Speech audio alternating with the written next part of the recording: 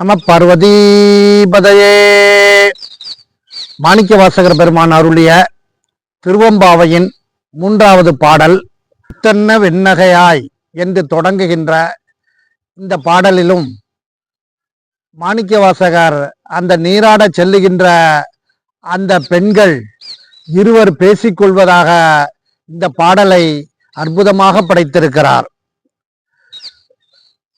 உள்ளே இருக்கின்ற பெண்ணை எழுப்ப வந்த வெளியே இருக்கின்ற பெண் மிக சொல்கிறாள், முத்தினை போன்ற வெண்மையான பற்களை உடையவளே, முன்பெல்லாம் நீ எங்களுக்கு முன்பாக எழுந்து எங்கள் எதிரே வந்து அந்த சிவபெருமானை என் அப்பனே, ஆனந்தனே, அமுதனே என்றெல்லாம் வாயூறி பாடுவாய், அந்த இறைவனை போற்றி புகழ்ந்து பாடுவாய்.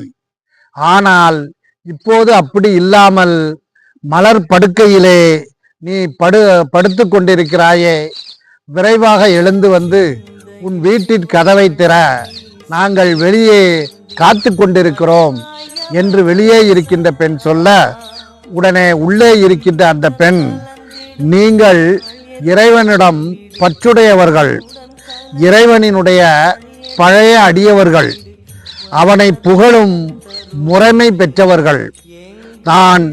நானோ ஒரு புதிய அடிமை.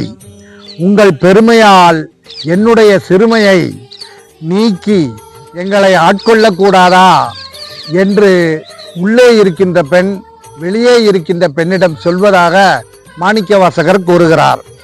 அதாவது முத்து போன்ற பற்களை உடையவளே என்று ஒரு உவமையை சொல்லி அந்த இறைவனை எப்படியெல்லாம் அக்காலத்திலே பெண்கள் போற்றி புகழ்ந்து பாடுவார்கள், எவ்வாறு அன்பை செலுத்துவார்கள் என்ற நிலையினையும் மாணிக்கவாசகர் இதில் காட்டுகிறார்.